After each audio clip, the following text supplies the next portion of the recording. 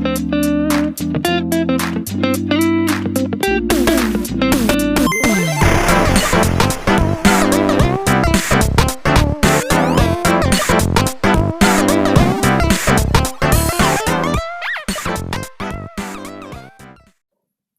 നമസ്കാരം, പുതിയൊരു വീഡിയോയിലേക്ക് എല്ലാവർക്കും സ്വാഗതം. ഒരു മീഡിയം ബഡ്ജറ്റിൽ അത്യാവശ്യം പെർഫോമൻസ് ഒക്കെ നൽകുന്ന ഒരു പേഴ്സണൽ കമ്പ്യൂട്ടർ നമുക്കെങ്ങനെ കോൺഫിഗർ ചെയ്തെടുക്കാമെന്നാണ് ഈ വീഡിയോയിൽ നമ്മൾ കാണിക്കാനായിട്ട് പോകുന്നത്. റീസെൻ്റ്ലി ഞാനൊരു PC കോൺഫിഗർ ചെയ്തിരുന്നു. അപ്പോൾ ആ PC കോൺഫിഗർ ചെയ്യാൻ ഞാൻ ഉപയോഗിച്ച പാർട്സ്, അതിൻ്റെ സ്പെസിഫിക്കേഷൻസ്, അതിൻ്റെ ഓരോന്നിൻ്റെയും പ്രൈസ്, അതുപോലെ ടോട്ടൽ ആ PC കോൺഫിഗർ ചെയ്തെടുക്കാൻ എനിക്ക് എത്ര ബഡ്ജറ്റായി, അതുപോലെ ഒടുവിലായിട്ട് ആ കമ്പോണൻസ് ഒക്കെ ഉപയോഗിച്ച് ഞാൻ കോൺഫിഗർ ചെയ്തെടുത്ത PCയുടെ റിയൽ പെർഫോമൻസ് ഞാൻ ഈ വീഡിയോയിലൂടെ തന്നെ നിങ്ങൾക്ക് കാണിച്ചു തരാം. അപ്പോൾ ഒരു എഡ്യൂക്കേഷൻ പർപ്പസിനോ അല്ലെങ്കിൽ ഒരു ഓഫീസ് യൂസിനോ അല്ലെങ്കിൽ ചെറിയ രീതിയിൽ കോഡിംഗ് ഒക്കെ ചെയ്യുന്നതിന് വേണ്ടി ഒരു PC നിങ്ങൾ പർച്ചേസ് ചെയ്യാൻ ആഗ്രഹിക്കുന്നുവെങ്കിൽ നിങ്ങൾ ഈ വീഡിയോ മുഴുവനായിട്ടും കാണുക. നിങ്ങൾക്ക് ഈ വീഡിയോ എന്തായാലും ഉപകാരപ്പെടും. അപ്പോൾ ഒട്ടും സമയം കളയാതെ തന്നെ നമുക്ക് വീഡിയോയിലോട്ട് പോകാം.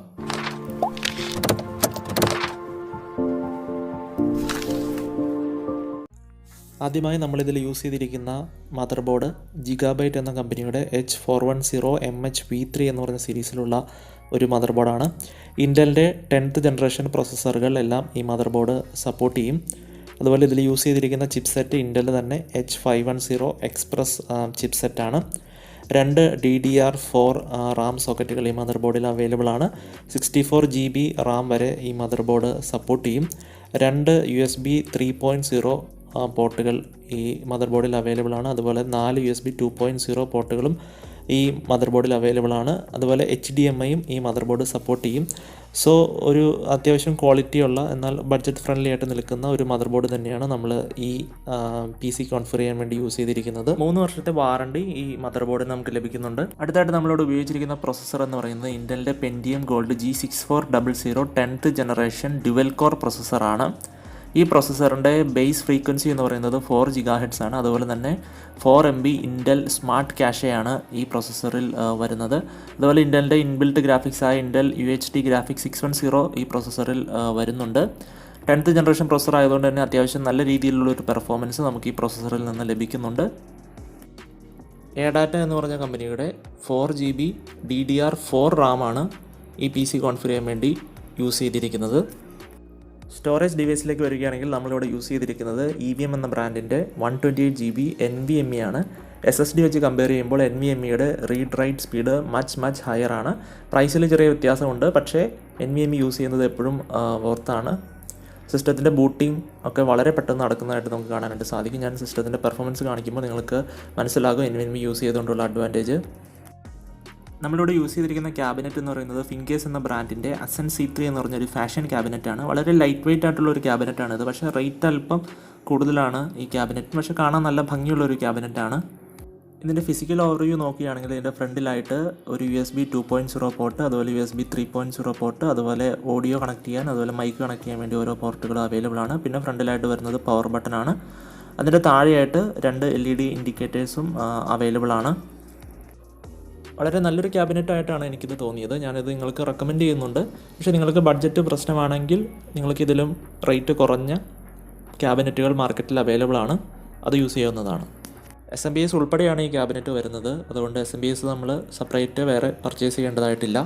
മദർ ബോർഡ് ഓൾറെഡി ഞാൻ ഈ ക്യാബിനറ്റിൽ ഇൻസേർട്ട് ചെയ്ത് കഴിഞ്ഞു. മദർ ബോർഡിൻ്റെ ബാക്കിലെ പോർട്ടുകൾ പരിശോധിക്കുകയാണെങ്കിൽ കീബോർഡിനും മൗസിനും വേണ്ടി ഓരോ PS2 പോർട്ടുകൾ, ഒരു VGA കണക്ടിവിറ്റി പോർട്ട്, ഒരു HDMI port, 4 USB 2.0 port, 2 USB 3.0 port, ഒരു LAN കണക്ടിവിറ്റി പോർട്ട്, അതുപോലെ ഓഡിയോ കണക്ടിവിറ്റിക്ക് വേണ്ടിയുള്ള 3 പോർട്ടുകളും ഈ മദർ ബോർഡിൽ അവൈലബിൾ ആണ്.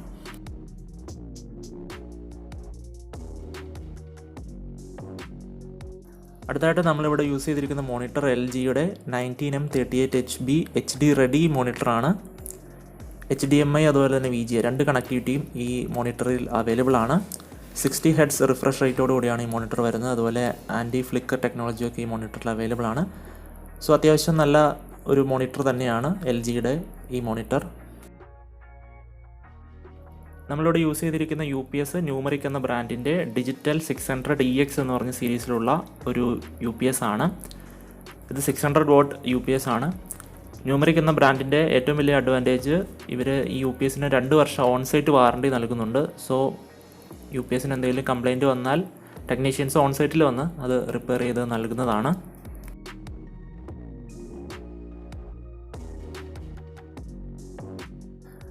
ഇതുകൂടാതെ നമ്മൾ അഡീഷണൽ ആയിട്ട് പർച്ചേസ് ചെയ്തിരിക്കുന്നത് ടെൻഡ എന്ന ബ്രാൻഡിൻ്റെ ഒരു മിനി വയർലെസ് വൈഫൈ അഡാപ്റ്ററാണ്.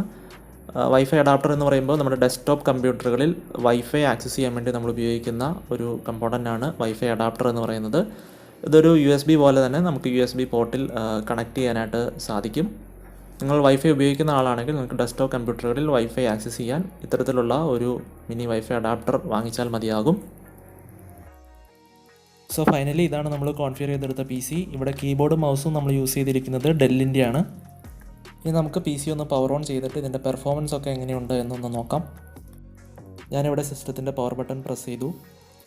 നമുക്കിനി ഈ സിസ്റ്റം ബൂട്ട് ആവാൻ വേണ്ടി വെയിറ്റ് ചെയ്യാം.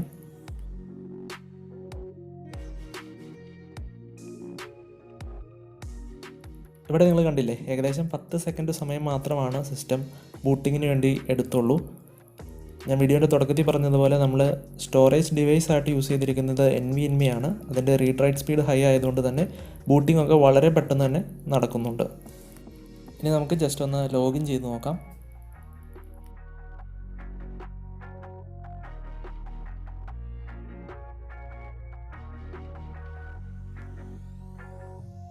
സോ ഇതാണ് നമ്മുടെ ഡെസ്ക്ടോപ്പ്. അത്യാവശ്യം ബേസിക് ആയിട്ടുള്ള എല്ലാ ആപ്ലിക്കേഷനും ഞാൻ ഇതിൽ ഇൻസ്റ്റാൾ ചെയ്തിട്ടുണ്ട്. നമുക്ക് ജസ്റ്റ് മൈ കമ്പ്യൂട്ടറിലൊന്ന് പോയി നോക്കാം. പ്രോപ്പർട്ടീസ് ഓപ്പൺ ചെയ്ത് കഴിഞ്ഞാൽ നിങ്ങൾക്കിവിടെ കാണാൻ പറ്റും processor Intel Pentium gold G6400, അതുപോലെ 4GB ആണ് റാം, 64-ബിറ്റ് ഓപ്പറേറ്റിംഗ് സിസ്റ്റമാണ്, വിൻഡോസ് 10 ആണ് നമ്മളിവിടെ യൂസ് ചെയ്തിരിക്കുന്ന ഓപ്പറേറ്റിംഗ് സിസ്റ്റം. ബേസിക് ആയിട്ടുള്ള ഡീറ്റെയിൽസൊക്കെ നിങ്ങൾക്ക് ഇവിടെ കാണാനായിട്ട് പറ്റും. അതുപോലെ തന്നെ ഇവിടെ 128GB NVMe ആണ് ഞാനിവിടെ യൂസ് ചെയ്തിരിക്കുന്നത്. അതോടൊപ്പം തന്നെ ഒരു 150GB ഹാർഡ് ഡിസ്ക് കൂടെ നൽകിയിട്ടുണ്ട്.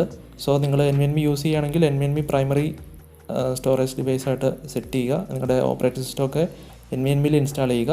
അതിനുശേഷം നിങ്ങൾക്ക് അഡീഷണൽ സ്റ്റോറേജ് സ്പേസ് ആവശ്യമുണ്ടെങ്കിൽ നിങ്ങൾക്ക് അഡീഷണൽ ആയിട്ടൊരു ഹാർഡ് ഡിസ്ക് കൂടെ പർച്ചേസ് ചെയ്ത് ആഡ് ചെയ്യാവുന്നതാണ്. CPU utilization, memory utilization, disk utilization ഇതൊക്കെ നിങ്ങൾക്ക് ടാസ്ക് മാനേജറിൽ പോയാൽ കാണാനായിട്ട് സാധിക്കും. അതുപോലെ GPU ഇൻ്റലിൻ്റെ inbuilt graphics Intel UHD graphics 610 ആണ്. ഇനി നമുക്ക് കുറച്ച് ആപ്ലിക്കേഷൻസ് ഒരുമിച്ച് ഓപ്പൺ ചെയ്ത് നോക്കാം. എത്രത്തോളം ഫാസ്റ്റായിട്ടാണ് ആപ്ലിക്കേഷൻ ലോഡായി വരുന്നതെന്ന് നോക്കാം. ആദ്യമായിട്ട് ഞാനിവിടെ വേഡ് ഓപ്പൺ ചെയ്തു, എക്സൽ ഓപ്പൺ ചെയ്തു, അതിനുശേഷം മൈക്രോസോഫ്റ്റിൻ്റെ സ്റ്റോർ ഓപ്പൺ ചെയ്തു, മൈക്രോസോഫ്റ്റ് എഡ്ജ് ബ്രൗസർ ഓപ്പൺ ചെയ്തു, ക്രോം ബ്രൗസർ ഓപ്പൺ ചെയ്തു, അതുപോലെ തന്നെ വിഷ്വൽ സ്റ്റുഡിയോ, ഇത് കോഡിംഗ് വേണ്ടി ഉപയോഗിക്കുന്ന ഒരു IDE ആണ്. സോ ഇവിടെ നോക്കി അറിയാം വളരെ പെട്ടെന്ന് തന്നെ ആപ്ലിക്കേഷൻസൊക്കെ അപ്പായിട്ട് വരുന്നുണ്ട്. സോ പെർഫോമൻസ് ലെവലിൽ നോക്കുമ്പോൾ വളരെ നല്ലൊരു പെർഫോമൻസ് ആണ്, ഒരു ഡീസൻറ്റ് പെർഫോമൻസ് തന്നെയാണ് ഈ PCയിൽ നിന്ന് നമുക്ക് ലഭിക്കുന്നത്. ഇതിപ്പോൾ മോസില്ല ഫയർഫോക്സ് ആണ്. ഇനി നമുക്ക് അഡോബ് റീഡർ ഒന്ന് ഓപ്പൺ ചെയ്ത് നോക്കാം. ഇവിടെ കണ്ടില്ലേ, വളരെ പെട്ടെന്ന് തന്നെ ആപ്ലിക്കേഷൻസ് ലോഡായിട്ട് വരുന്നുണ്ട്. അതുപോലെ തന്നെ ടാബ് സ്വിച്ചിങ് ഒക്കെ പെട്ടെന്ന് തന്നെ ചെയ്യാൻ പറ്റുന്നുണ്ട്. നിങ്ങൾക്കിവിടെ കാണാൻ പറ്റും, ഒരു ലാഗും നമുക്കിവിടെ ഫീൽ ചെയ്യുന്നില്ല. വളരെ പെട്ടെന്ന് ടാബുകൾ സ്വിച്ച് ആവുന്നുണ്ട്. വൈഫൈ അഡാപ്റ്റർ നമ്മൾ യൂസ് ചെയ്യുന്നതുകൊണ്ട് നമ്മുടെ ഡെസ്ക്ടോപ്പിൽ നിന്ന് നമുക്ക് വൈഫൈ നെറ്റ്വർക്കിലേക്ക് കണക്ട് ചെയ്യാനായിട്ട് സാധിക്കും. ഇതിപ്പോൾ ഞാൻ ഉപയോഗിക്കുന്ന വൈഫൈ ആണ്. ഇതിലേക്ക് ഡെസ്ക്ടോപ്പിൽ നിന്ന് ഞാൻ കണക്ട് ചെയ്തിരിക്കുകയാണ്. ഇനി നമുക്ക് ഇൻ്റർനെറ്റ് ഒന്ന് PCയിൽ ആക്സസ് ചെയ്ത് നോക്കാം. ഞാനിപ്പോൾ ഇവിടെ യൂട്യൂബ് ഓപ്പൺ ചെയ്ത് കാണിക്കാം. ഇവിടെ യൂട്യൂബ് ഓപ്പൺ ആയിട്ട് വന്നിട്ടുണ്ട്. പേജൊക്കെ പെട്ടെന്ന് തന്നെ ലോഡായിട്ട് വരുന്നുണ്ട്. അത്യാവശ്യം സ്പീഡുള്ള ഒരു ഇൻ്റർനെറ്റ് കണക്ഷൻ തന്നെയാണ് ഞാൻ യൂസ് ചെയ്യുന്നത്. സോ അത്യാവശ്യം ബ്രൗസിംഗ് ഒക്കെ നടത്താൻ പറ്റിയ ഒരു PC തന്നെയാണ് നമ്മളിപ്പോൾ ഇവിടെ കോൺഫിഗർ ചെയ്തെടുത്തിരിക്കുന്നത്. ഇനി നമുക്ക് ഈ PC കോൺഫിഗർ ചെയ്യാൻ ഉപയോഗിച്ച കമ്പോണൻസിൻ്റെ റേറ്റൊക്കെ ഒന്ന് പെട്ടെന്ന് നോക്കാം. അപ്പോൾ ഞാനിത് ഓഫ്ലൈൻ മാർക്കറ്റിൽ നിന്നാണ് പർച്ചേസ് ചെയ്തത്. അപ്പോൾ നിങ്ങളുടെ ലൊക്കേഷനൊക്കെ അനുസരിച്ച് ചിലപ്പോൾ പ്രൈസിൽ ചെറിയ വേരിയേഷൻസൊക്കെ വരാം. അപ്പോൾ നിങ്ങളിതൊരു ആവറേജ് റേറ്റ് ആയിട്ട് കൺസിഡർ ചെയ്താൽ മതി. നമ്മളിവിടെ ഉപയോഗിച്ച അതേ കമ്പോണൻസ് വെച്ച് തന്നെ PC കോൺഫിഗർ ചെയ്തെടുക്കുന്നതിന് ഏകദേശം 27,500 rupees കോസ്റ്റ് വരും. പക്ഷേ ഇവിടെ നിങ്ങൾക്ക് വേണമെങ്കിൽ മോണിറ്റർ സെബ്രോണിക്സിൻ്റെ യൂസ് ചെയ്യാം. അതുപോലെ CPU ക്യാബിനറ്റ് ഫ്രണ്ട് ടെക്കിൻ്റെ യൂസ് ചെയ്ത് കഴിഞ്ഞാൽ ഇതേ പെർഫോമൻസ് വെച്ച് തന്നെ നിങ്ങൾക്ക് ഏകദേശം 25,000 താഴെ ഈ PC കോൺഫിഗർ ചെയ്തെടുക്കാനായിട്ട് സാധിക്കും. ഈ PC കോൺഫിഗർ ചെയ്യാൻ നമ്മൾ യൂസ് ചെയ്ത കമ്പോണൻസിൻ്റെ ഓൺലൈൻ പർച്ചേസ് ലിങ്ക് വീഡിയോൻ്റെ ഡിസ്ക്രിപ്ഷൻ ബോക്സിൽ ഞാൻ കൊടുത്തിട്ടുണ്ട്. നിങ്ങൾക്ക് അവിടെ നിന്ന് ചെക്കൗട്ട് ചെയ്യാവുന്നതാണ്.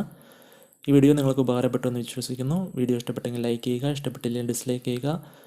ഈ വീഡിയോ കൂട്ടുകാരിലേക്ക് ഷെയർ ചെയ്തെത്തിക്കുക. നിങ്ങൾ ഈ ചാനൽ ആദ്യമായിട്ടാണ് കാണുന്നതെങ്കിൽ ചാനൽ സബ്സ്ക്രൈബ് ചെയ്യുക. തൊട്ടടുത്തൊരു ബെൽ ഐക്കൺ കൂടെ എനേബിൾ ചെയ്താൽ നിങ്ങൾ അപ്ലോഡ് ചെയ്യുന്ന വീഡിയോ നിങ്ങൾക്ക് നോട്ടിഫിക്കേഷനായി ലഭിക്കുന്നതാണ്. മറ്റൊരു വീഡിയോയുമായി വീണ്ടും കാണാം. അതുവരേക്കും